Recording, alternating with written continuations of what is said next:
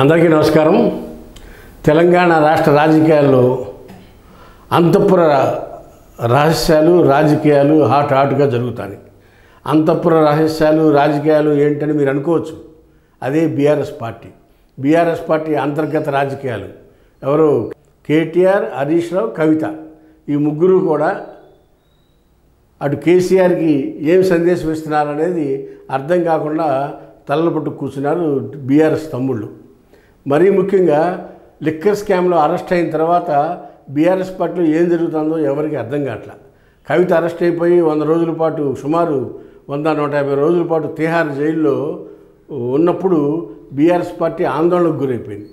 దాంతో బీజేపీ పార్టీకి సరెండర్ అయిపోయింది బీఆర్ఎస్ పార్టీ.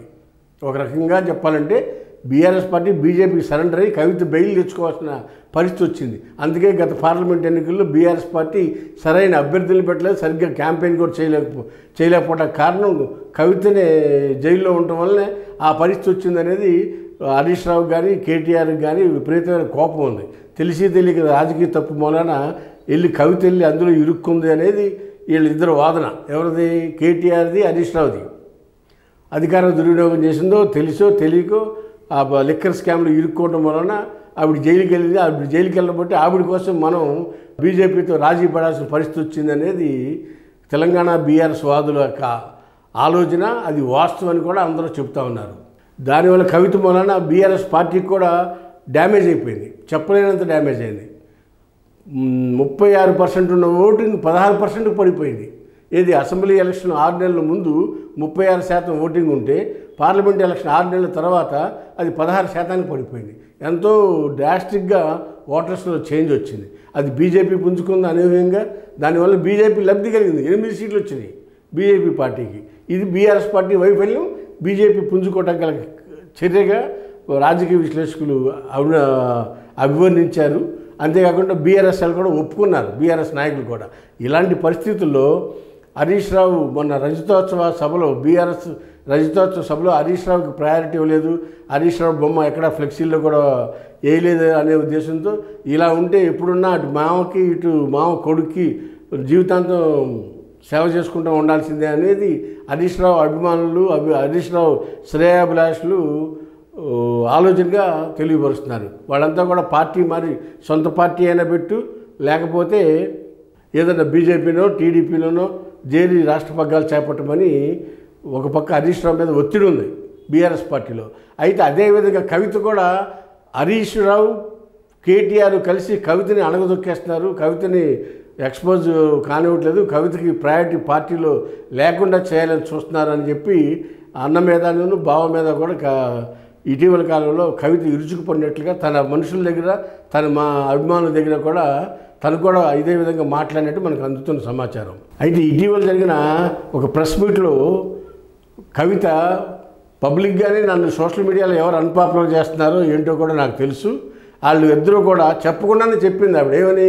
హరీష్ రావు కేటీఆర్ ఇద్దరు కలిపి నన్ను అన్పాపులర్ చేసి నన్ను పార్టీలో డీమోరలైజ్ చేసి నన్ను తప్పించడానికి ప్రయత్నం జరుగుతుంది అని ఇటీవల తండ్రి దగ్గరికి వెళ్ళి మొరపెట్టుకున్నట్టుగా, తండ్రిని నీకు నష్టం చేయను, అన్యాయం చేయను, నీకు న్యాయం చేస్తాను, నీ కార్యక్రమాలు నువ్వు చేసుకోమంటే ఆవిడ మనశ్శాంతి చెంది తండ్రి దగ్గర వాదన చేసిందంటే. ఏమని? నువ్వు నాకు ప్రయారిటీ ఇవ్వకపోతే నేను వేరే పార్టీ పెట్టి నా జాగృతిని పెట్టి నేను తిరుగుబాటు చేస్తాను మీ మీద అని చెప్పి ఒక పక్క తండ్రికి ఒక పక్క అన్నకి కూడా వార్నింగ్ లాగా తండ్రితో మాట్లాడితే, నువ్వేమో అదే రిపాక నీ ప్రయారిటీ నీకు ఇస్తాను అని కేసీఆర్ చెప్పినట్లుగా దాని మీద ఆవిడ నిశ్చింతగా అమెరికా సొంత పనుల మీద అమెరికా ప్రయాణం చేసినట్టుగా మనకు అనిపిస్తుంది. అది జరిగిన కొన్ని గంటల్లోనే కేటీఆర్ హరీష్ రావు ఇంటికి వెళ్ళి 2 గంటల పాటు చర్చలు జరిపారు. ఏం చర్చలు జరిపారు, ఎందుకు చర్చలు జరిపారు అనే దాంట్లో ఆలోచిస్తే ఇటీవల తెలంగాణలో జరుగుతున్న పరిణామాల్లో హరీష్ రావు వేరే పార్టీకి వెళ్ళిపోతాడు, టీడీపీకి వెళ్తాడు, బీజేపీకి వెళ్తాడని పలవలుగా సోషల్ మీడియాలో చర్చలు జరుగుతాయి. ఇందులో నిజాలు ఎంత ఉన్నాయని, అబద్ధాలు ఎంతన్నా ఉండనే. కానీ ఈ కవిత మాట్లాడిన తర్వాత నిన్న హరీష్ రావు ఇంటికి కేటీఆర్ వెళ్ళి చర్చలు జరపడం కూడా రకరకాల పుకార్లు వస్తూ ఉన్నాయి. ఏంటి ఆ పుకార్లు అంటే, రాబోయే రోజుల్లో బీఆర్ఎస్ పార్టీ అధికారంలోకి వస్తే 2.5 సంవత్సరాలు నేను, 2.5 సంవత్సరాలు నువ్వు ముఖ్యమంత్రిగా ఉందాం బావా, నువ్వు నేను కలిసి పని చేసుకుందామని హరీష్ రావుతో కేటీఆర్ చెప్పినట్లుగా మనకు వినపడతా ఉన్నాయి.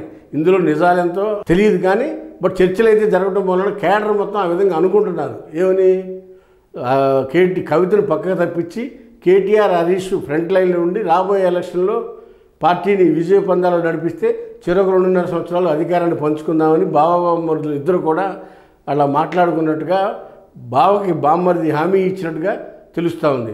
వేచి చూద్దాం తెలంగాణ రాజకీయాల్లో ఏం జరుగుతుందో. హాయ్ ఫ్రెండ్స్, మా ఫ్యూచర్ టుడే ఛానల్ చూస్తున్నందుకు చాలా థ్యాంక్స్. మరిన్ని లేటెస్ట్ వీడియోస్ కోసం వెంటనే సబ్స్క్రైబ్ చేయండి. అలాగే ఈ బెల్ని కూడా రింగ్ చేసేయండి. మా లేటెస్ట్ వీడియోస్ నోటిఫికేషన్స్ అన్నీ మీ మొబైల్లో వస్తాయి. మా వీడియోస్ మీకు నచ్చితే లైక్ చేయండి, షేర్ చేయండి, నచ్చకపోతే కామెంట్ చేయండి.